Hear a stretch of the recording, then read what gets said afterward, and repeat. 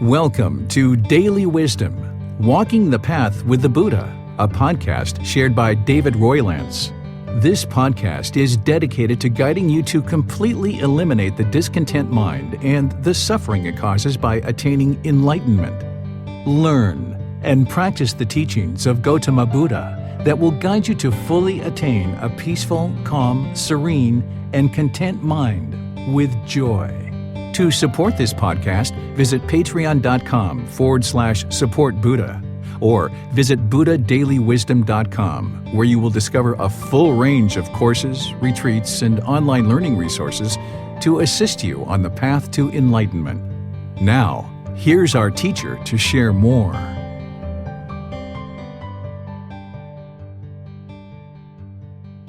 Okay, welcome back from break.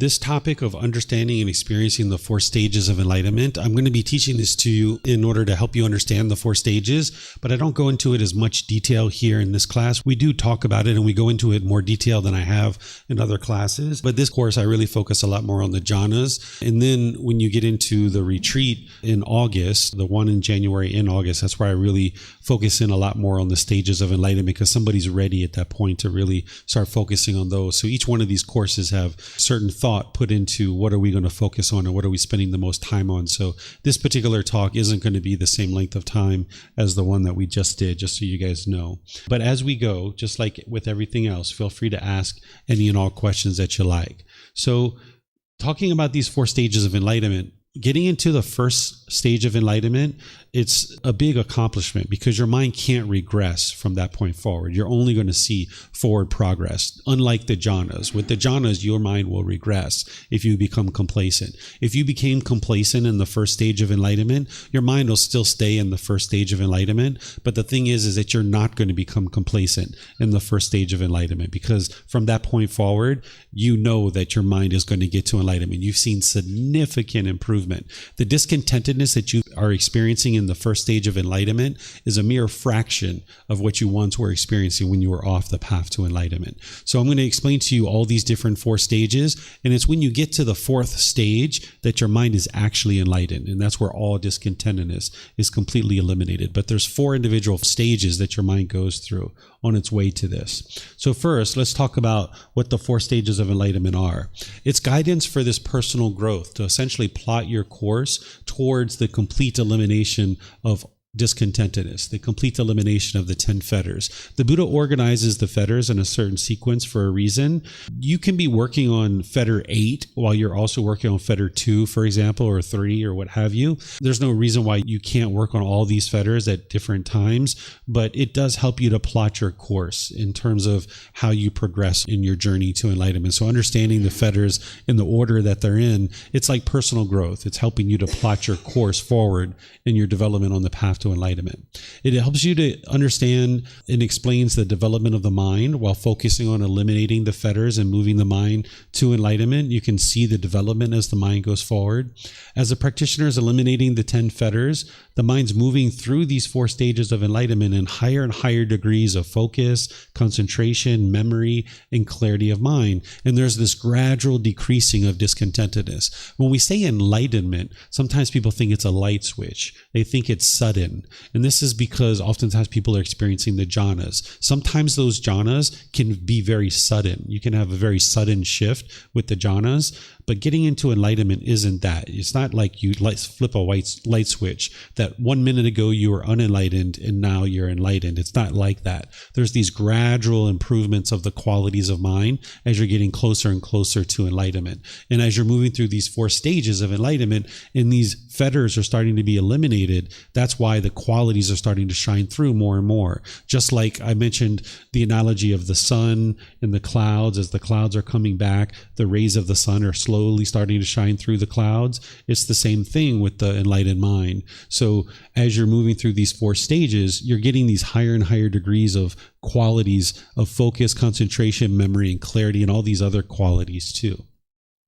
Once the mind's in the first stage of enlightenment, it won't regress. It's impossible for it to move backwards from that point forward. You're only going to move forward.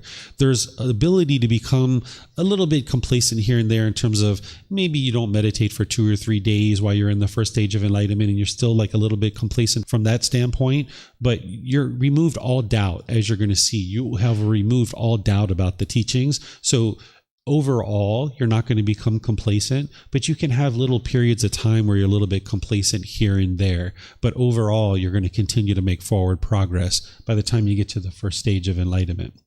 What the 4 stages of enlightenment are not, just like the jhanas, it's not something to be boastful about. It's not something to be conceited about.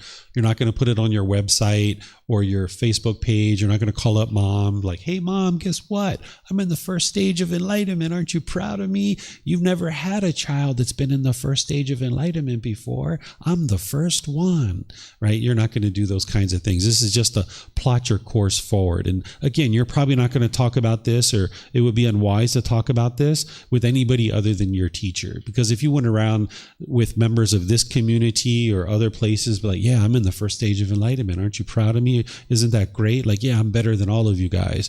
That's like the exact opposite of what you're interested in doing. So you might talk about this like, hey, teacher, I think I'm in the first or second or third stage of enlightenment. And you might get some insight from your teacher on that, but it's not something that you're going to be talking about with the people at large, right?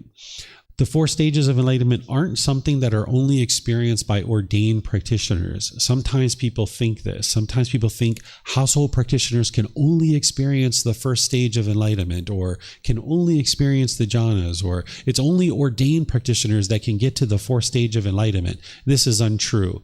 All individuals can get to the 1st, 2nd, 3rd, and 4th stages of enlightenment. There's nothing about putting on an orange robe and shaving your hair and living in a monastery that changes the mind by itself. That having an orange robe, shaving your hair, and living in a monastery, these are all kind of the things that go along with becoming ordained, but that by itself isn't going to produce enlightenment. There's still the work of eliminating the 10 fetters. And just like the mind of a human being who's wearing an orange robe, shave their head, and staying at a monastery, they need to eliminate those 10 fetters. The same thing is true for you. You need to eliminate those too. During the lifetime of the Buddha, it was much more rare for a household practitioner to get to enlightenment, but it did occur. But it was very rare because household practitioners during the lifetime of the Buddha, they had a lot more things that they were doing. Like imagine just getting water at your house. That was like a 4-hour, all day, 6-hour, 8-hour affair where you had to be carrying water from the well to your house. And you and probably other members of your household had to do that 2 or 3 times a week, where you were filling up the trough and making sure you had water at your house. We don't have to do that anymore. We can just turn a spigot and we've got water. Think about what it took to get food or clothing or other things like this. There was a lot of time involved in just sustaining your life 2,500 years ago that they didn't always have the time to be studying the teachings, to be meditating, to do things like this. So oftentimes the people who are getting to enlightenment that were household practitioners during the lifetime of the Buddha, they were rich and wealthy people that had servants that took care of these things for them so that they had the time to be able to get to enlightenment. So this is one of the other misunderstandings about the path to enlightenment. Some people think you need to be rich in order to get to enlightenment. If you think that householders can get to enlightenment, some people think, oh, you have to be rich in order to get to enlightenment. But this isn't actually true. This is just the nature of what was happening during the lifetime of the Buddha, the causes and conditions of how challenging it was to survive as a household practitioner, that they didn't have the time available to them to meditate and do the things that they needed to do to learn the teachings. Nowadays, we have so much time, so much available time, we fill it up with all kinds of unbeneficial things, right? We search social media endlessly. We watch YouTube videos endlessly. We do all kinds of other unbeneficial things. So when you start clearing some of those things out of your life, or at least reducing them, you'll have a lot more time, and you're more likely to get to enlightenment now during this lifetime as a household practitioner than even during the lifetime of the Buddha, because you have more time available to you and you have more resources. You can sit down and read a book. You can watch a video. You can listen to a podcast. Where during the lifetime of the Buddha, to learn the teachings, you had to be sitting right there with him. You had to be physically in his presence to be able to learn the teachings. Where nowadays you have much more conveniences to be able to learn and investigate the teachings than even existed during his lifetime. So these 4 stages of enlightenment can be attained by all practitioners. It's not just ordained practitioners. These 4 stages of enlightenment aren't something to crave or become obsessed about, because that's just going to take you in the opposite direction of what you're actually trying to accomplish, which is eliminating craving, desire, attachment. So sometimes when people hear the degree of peacefulness and calmness and joy that is in the enlightened mind, sometimes people start craving enlightenment itself, or craving any particular stage of enlightenment itself. One of the ways to eliminate that from the mind is to consider that your mind is already enlightened, and you just have these pollutions that are in the way, and you got to get rid of them in order to experience the qualities of enlightenment. We usually talk about enlightenment as attaining enlightenment, because it's something you need to attain. And when you have to attain something, meaning you don't have it and you have to attain it, oftentimes the mind will be more likely to crave it. So if you really want the iPhone 15 and you don't have it, you will crave it and long and yearn for it. Whereas if it's sitting in your closet and you just haven't unboxed it yet, it's kind of like, yeah, I'll get to it when I get to it, right? I'll just unbox it when I unbox it. I've already got it. So the mind doesn't necessarily crave it, right? Because it's just sitting in the closet. You already got it. So it's the same kind of thing, that if you think about it as your mind is already enlightened, but you just have to remove the pollution in order to experience it, this can help you eliminate the craving for enlightenment itself. And this analogy actually goes much better with what you experience as you make your way to enlightenment. Because if the mind wasn't already enlightened, the qualities of enlightenment wouldn't be able to shine through as you're removing the pollutions. So you can think about it as the natural state of the mind is enlightened, but it's got these pollutions that are hindering you from being able to experience it. So this is one of the ways to eliminate any craving for any particular stage of enlightenment,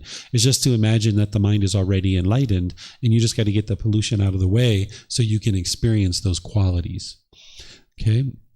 So the way that you get to these 4 stages of enlightenment is by learning and eliminating these 10 fetters. This afternoon, I'm going to go through these in details and explain to you what they are and how to eliminate them.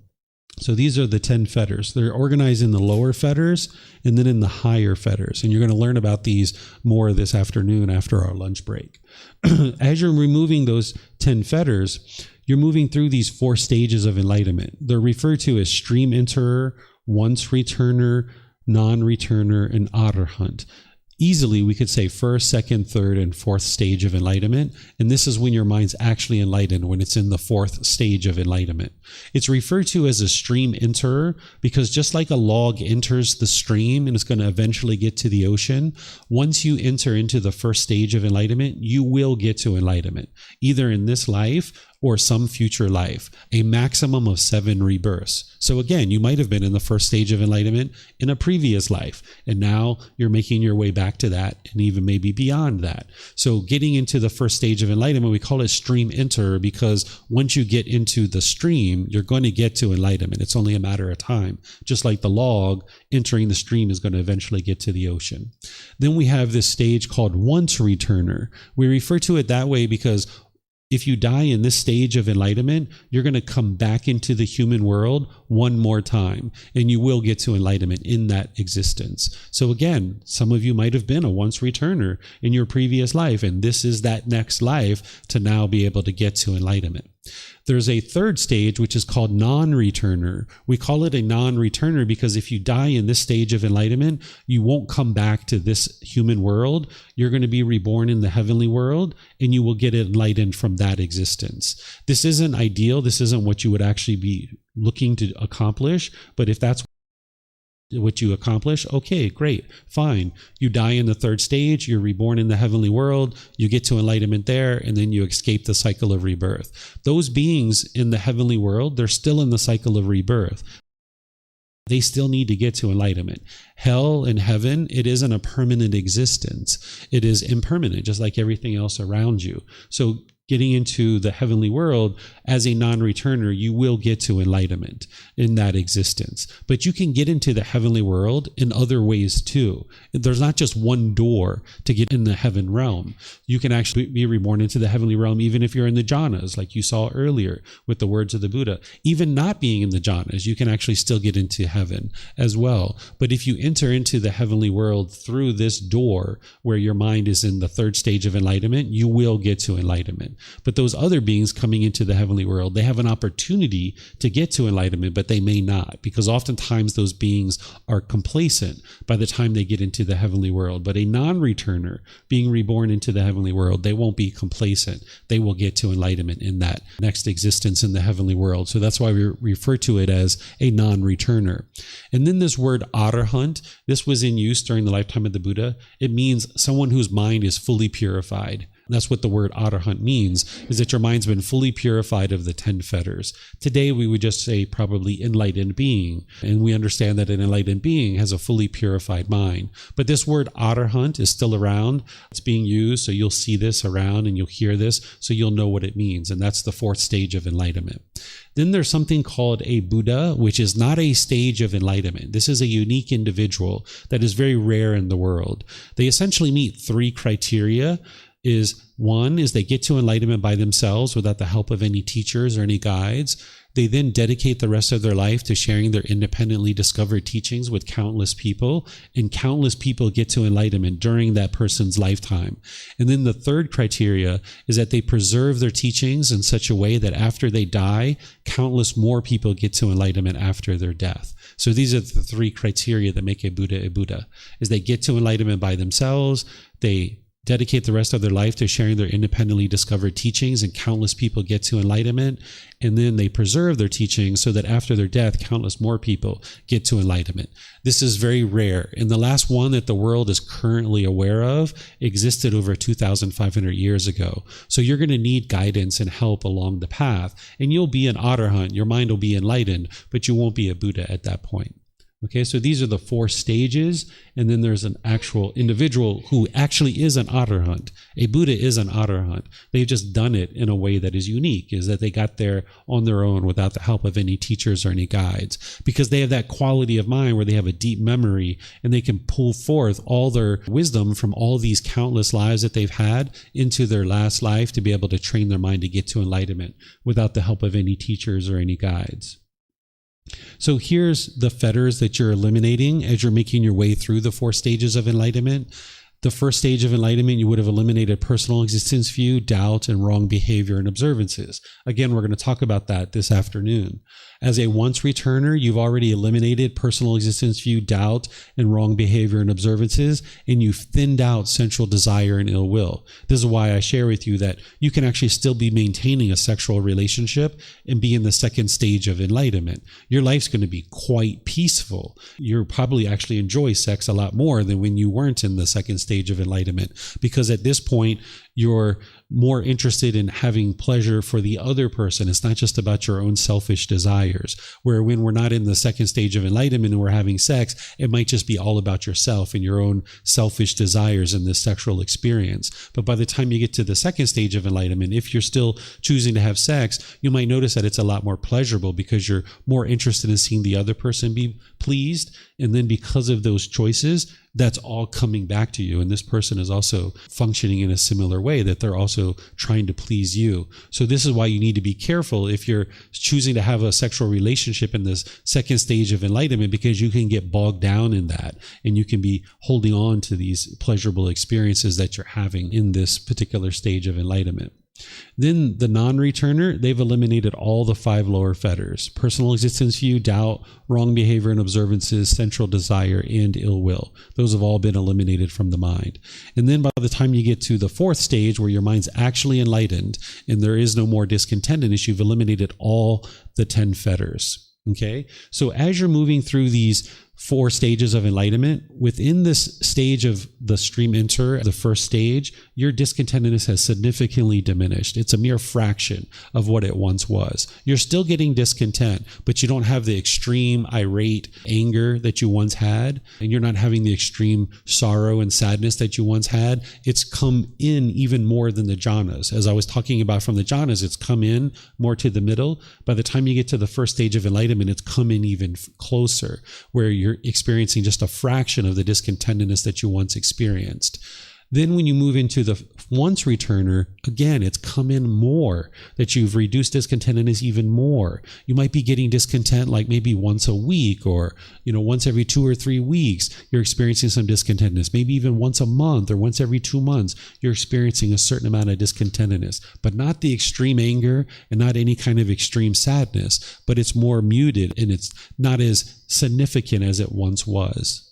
By the time you get to this third stage of enlightenment, your discontentedness is almost non-existent. You're experiencing discontentedness like once every 3 months, once every 6 months. It's very infrequent and it's very insignificant. And when it's occurring, it might even only be 30 seconds to a minute or two. And you know exactly what it is and you cut it off right away. You know that it's a craving, desire, attachment, and you address it.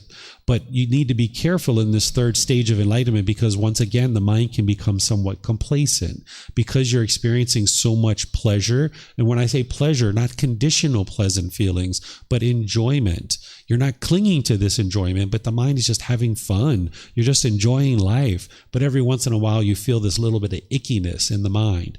And because it's so infrequent and it's so insignificant, the mind can become complacent. And when you see that little bit of ickiness in the mind, you might be like, no, that's not discontentedness. No, I'm enlightened. You might even think you're enlightened when you're in the third stage of enlightenment. You might be like, no, I'm enlightened. That's not any kind of craving. So you need to stay attentive to the mind, that even in these infrequent situations, in these insignificant discontentedness that you're experiencing, you need to stay dedicated and diligent and determined to root this out and root out these cravings. Even if you're experiencing the slightest ickiness, even for 1 second, the mind is not yet enlightened yet. By the time you're enlightened, the mind's not experiencing any ickiness, even just 1 little second, even a brief half a second. The mind's just always peaceful and joyful, not even the slightest ickiness. So if you have even that slightest little bit of ickiness, the mind's not yet enlightened, and there's the potential that you're in this third stage of enlightenment, and you would like to continue to make progress. So stay attentive to the mind. The same things that got you to the third stage of enlightenment will help you to get to the fourth stage, where you can eliminate your cravings, desires, attachments, or anything that the mind is holding on to. By the time you get to this fourth stage of enlightenment, there is no discontentedness at all. None whatsoever. It's been 1 year, 2 years, 3 years. Your mind's not experiencing any discontentedness, and not even the slightest little bit of ickiness. And when your mind is experiencing this, I encourage you to not convince yourself that you're enlightened. Because as your mind's getting closer and closer to the fourth stage of enlightenment, you might get to a period where you convince yourself you're enlightened. And if you convince yourself you're enlightened, there's the potential for the conceit to arise or complacency to arise. And if complacency or conceit is arising, you're not enlightened yet. So if you convince yourself like, wow, I'm enlightened, look at this, my mind's so peaceful, it's been 3 months since I've experienced any discontentedness. You just got boastful. You just got arrogant. You just got prideful. Your mind's not enlightened yet. You got to keep working at this. So if you convince yourself that you're enlightened, then your mind's not enlightened, right? You need to be able to stay dedicated and diligent and determined. By the time you get to enlightenment, you will know that the mind is enlightened. You'll know that it's enlightened, but just don't convince the mind that you're enlightened, because what led to your getting to that stage of enlightenment, this fourth stage, is cultivation of wisdom, that you've been cultivating wisdom for multiple years by the time you got to that. And by the time you get to enlightenment, if you convince yourself that you're enlightened, you might just kind of like kick back and go on autopilot. And if that's the case, your mind's not enlightened. You would like to continue this practice of cultivating wisdom, because there's more than just the teachings of the Buddha to cultivate wisdom about. Maybe, for example, you've always been interested in flying a helicopter. And now that your mind's so clear and so concentrated and so focused, and you've got this deep memory, you might be interested to go learn how to fly a helicopter. Go cultivate that wisdom. There's more wisdom out there in the world. Or maybe whatever livelihood that you're choosing to do. there's more wisdom to cultivate about that, to do it even better, right? So there's always more wisdom to be able to cultivate. And you've gone through so many years of cultivating wisdom to be able to get to that fourth stage of enlightenment that you're not going to just stop cultivating wisdom, because you've seen that wisdom leads to wholesome results, and that you've constantly been doing that for many years. And it's led to the most amazing thing that you've ever experienced in your life, which is the complete elimination of discontentedness. And I don't suggest you just stop cultivating wisdom, because there's many things in the world to cultivate wisdom about. Yes, the path to enlightenment, but there's many other things too. So if you've gone through this body of wisdom, this body of knowledge, this body of content, all these resources, and you've cultivated wisdom to solve the biggest problem you've ever encountered, which is the discontent mind. Now that you've solved it, your mind is performing optimally. You have concentration, you have focus, you have clarity of mind, you have deep memory. Your personal and professional relationships are at ease. All your relationships, there's no bitterness or hostility or aggression or anything like this in any of your relationships. Your life is now set up for nothing but success. So if you're interested in being an entrepreneur, if you're interested in building a nonprofit organization, if you're interested in flying a helicopter, do whatever you would like to do. One of the ways that I think about getting to enlightenment is it's like the beginning of the rest of your life. That now you have the whole rest of your life to enjoy whatever it is that you're choosing to do, whether you're a retired grandmother, whether you're going to do a nonprofit, or any of these things that your mind aspires to do. You probably are doing those things on your way to enlightenment, but once you get to enlightenment, there's many countless things that you could potentially do. So if you convince yourself that you're enlightened, you may not do those things. So don't go on autopilot. Just continue to grow and develop from that point forward. Because even though we say that the mind is enlightened and you're in the fourth stage of enlightenment and you're no longer experiencing discontentedness, by continuing to meditate and continuing to grow, there's actually higher and higher degrees of concentration, higher and higher degrees of development of your mind. So once you get to the fourth stage of enlightenment, you don't have the fetters in your mind anymore. Your mind's fully purified, but there's more room to grow. That's why an enlightened being continues to meditate, and they continue to learn, and they continue to develop their wisdom, because there's more room to grow beyond that. So it's not like there's a finish line, right? If we ran a marathon or some other race, we put all this work and all this effort into a race, and boy, when we cross the finish line, we feel so good. It's time to relax. Finally, I've been eating this certain food for a year. I've been racing. I've been practicing. And now I'm just going to let everything go to waste, right? I've crossed the finish line. I'm done, right? I'm just going to sit here and relax. That's not the way enlightenment is. By the time you get to enlightenment, not only is your mind performing optimally and all your relationships are at ease, but you don't even feel exhaustion or tired anymore. You can sustain your energy all throughout your day. So if there's anything that you're interested in doing or applying your mind to, now that you fine-tune this mind, you can apply it to any particular challenge and you can solve that particular thing. So this is like the beginning of the rest of your life. You've fully purified your mind. You're set up for nothing but success from this point forward.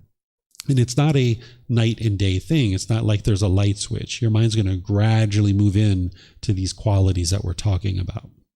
Okay, so this is the fourth stage of enlightenment, the stage of an arahant. So now, how to attain the four stages of enlightenment?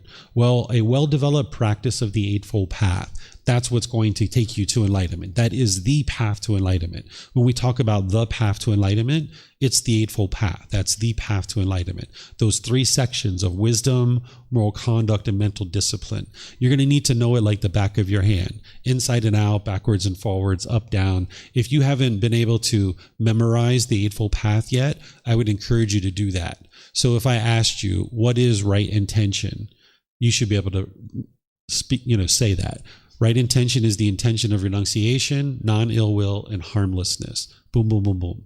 What is right speech? Oh, the elimination of lying, slander, harsh speech, and frivolous speech. Boom, boom, boom, boom, boom, boom.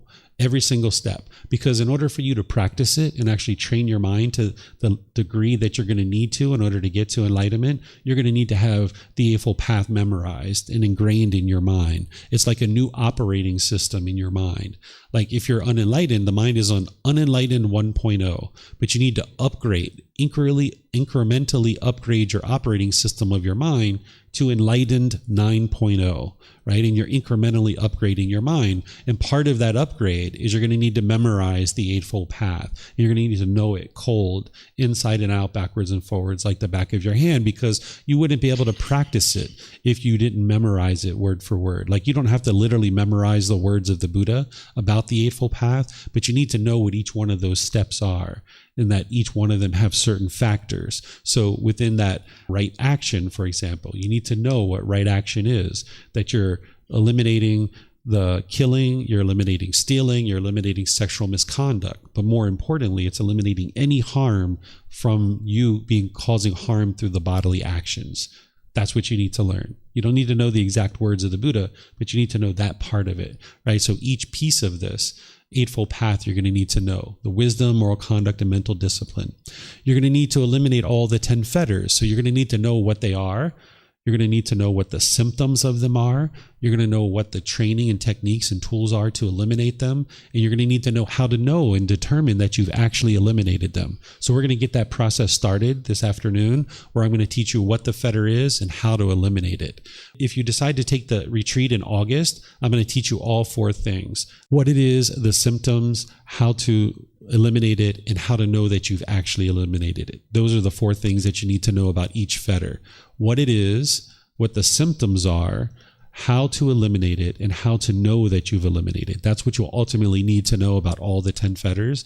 But this afternoon, I'm just going to teach you what it is and how to eliminate it, because you're going to need to do that work first, okay?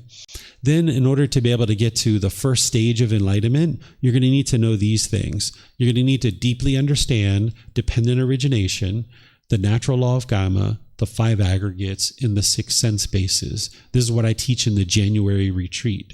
The January retreat has all of those things. And you can be studying those things even before then, because I have it in the book series and I've recorded that January retreat. So it doesn't mean you have to wait until January to learn these things. Particularly if you're going to attend the August retreat, you might decide to watch the videos from the January retreat that I taught, but that's where I teach all of these things. You're going to also need to develop what's called accomplishment in view. There's establishing right view, which is understanding the Four Noble Truths. But then there's what's called accomplishment in view. And I teach this in that January retreat. So there was an actual class where I taught accomplishment in view. There's more than just the Four Noble Truths that you need to learn and practice in order to be able to be practicing accomplishment in view. So this is something else that you need. Then you also need to practice accomplishment in generosity. Again, something that I taught in the January retreat, because everything in the January retreat is all about getting to the first stage of enlightenment. It's called developing a life practice to attain the first stage of enlightenment. So there's a class where I teach about accomplishment in generosity and how to know what that is and how to actually practice it. So you're going to need to have all of these things on board in order to get through the first 4 stages of enlightenment.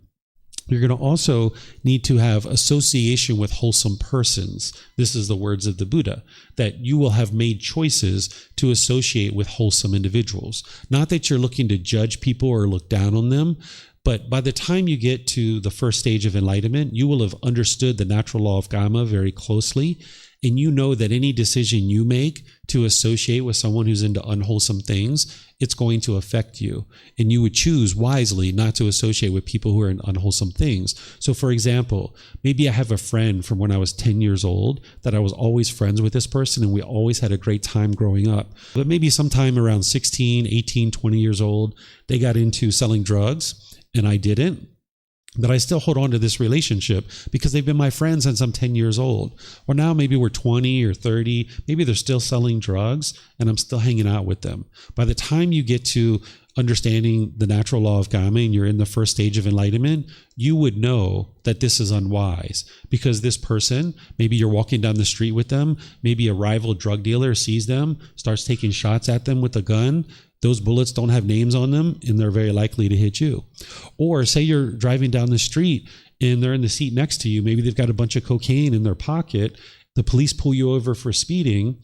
And when you're not looking, they slip the cocaine under your chair, right? This is what the Buddha refers to as the snake won't bite you, but it'll smear you with feces, right? So your friend isn't going to bite you, but you might get smeared by this, right? And at the very least, as you're walking around with people that are into unwholesome things, your reputation is going to be formed based on that. So you might find it very challenging to develop your life when you're associating with people who are into unwholesome things. Again, we're not judging people. We're not looking down on them. If someone would like to sell drugs, hey, that's their decision. That's up to them to decide. We're not trying to change that person. But by the time you've gotten to the first stage of enlightenment, you understand the natural law of dhamma, that your choice to associate with someone who are doing these kinds of things are going to cause you unwholesome karma. You're not the one selling drugs. You're not the one shooting guns. You're not the one doing these unwholesome things, but it's your choice to associate with unwholesome things and people that are in unwholesome things that is bringing you the unwholesome karma. It's your choices that are leading to any particular result. So by the time you've gotten to the first stage of enlightenment, you're associating with wholesome people, and you have the wisdom to make the decisions to be able to do that. In order to get to these 4 stages of enlightenment, you would have had to heard the true teachings. This is what the Buddha teaches you. These are his words, that if you're learning all these different things, like there's 8 jhanas, or ordained practitioners are the only ones that can get to enlightenment, or you only experience the jhanas when you're in meditation, and all these other things that I help you guys to be able to see very clearly, you would need to have heard the true teachings in order to be able to get to the first stage of enlightenment. In other words, you're not going to just stumble your way into the first stage of enlightenment. You're not going to stumble your way into it and like, oh yeah, by the way, I'm in the first stage of enlightenment. Wow, look at this. You're going to be consciously making decisions to learn the true teachings through the original words of the Buddha, and you're going to be consciously making decisions to develop the Eightfold Path to be able to get into the first stage of enlightenment. So you would have had to heard the true teachings. Then the Buddha talks about how in order to get to even the first stage of enlightenment, you would be practicing careful attention. This is related to the natural law of dhamma, that you would understand that any decision that you make is going to produce a certain result, either wholesome or unwholesome, and you're going to pay careful attention to all your decisions. You're not yet making 100% wise decisions by the time you get to the first stage of enlightenment, but you're at least paying careful attention to any decisions that you make, where you live, where you work, the type of friends that you have, the type of things that you purchase, the type of things that you eat, these kinds of things. You're going to pay very close attention to the things that you're doing. You're not obsessed with it, but you're taking the time to make sure that you're making wise decisions. You're paying careful attention to the types of decisions that you're making. And then the Buddha talks about practicing in accordance with the teachings. Not only do you understand the teachings intellectually, but you're practicing them. That's what's going to produce the improvement to the quality of the mind. You could understand intellectually a certain teaching, but you're not practicing it. Like we grow up knowing that it's unwise to lie.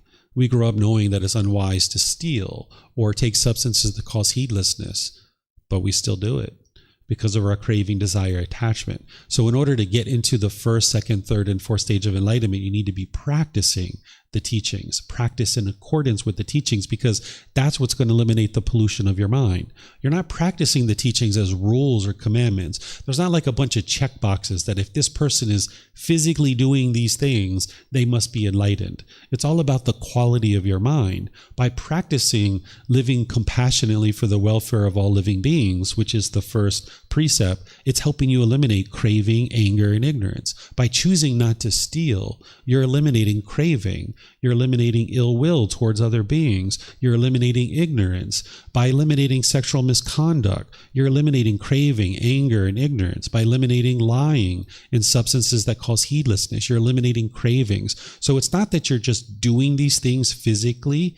It's not a rule or a commandment. It's that by doing these things, you understand that it's eliminating the pollution of your mind, and you will be practicing the teachings in accordance with the teachings, because now that's working to eliminate the pollution of the mind. And this is why those heightened qualities of focus and concentration and all those other qualities of the jhanas that I talked about are starting to be experienced, because the mind is eliminating the pollutions. You can't get to those improved qualities of mind by just doing a physical thing, by following rules or commandments, but instead instead, by understanding what's plaguing the mind with the pollution, and by practicing in accordance with the teachings, it's decreasing and working to eradicate the pollutions. And that's where those improved qualities are starting to shine through. So in order to get to these stages of enlightenment, you need to be practicing the teachings, because that's what's working to eliminate the pollutions of the mind. And then the Buddha talks about this in terms of moving to the first stage of enlightenment, that you're maintaining bodily, verbal, and mental acts of loving kindness, both in public and private, towards companions on the path to enlightenment. That means the members of your community. So you wouldn't be at lunch gossiping and slandering one of your fellow members of the community by the time you get to the first stage of enlightenment, because you understand that these people here are the people who are supporting you and encouraging you and helping you on your journey to enlightenment.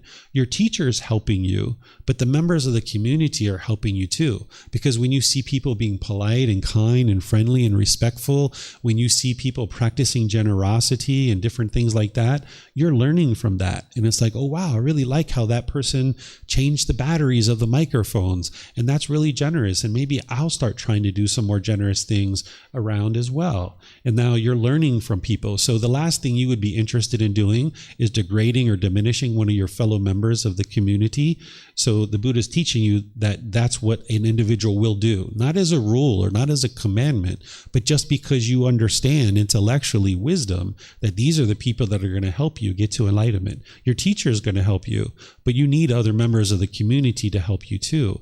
And you wouldn't be interested in degrading or diminishing these people either publicly or privately, because you know that they're the ones that are going to help you get to this improved quality of mind.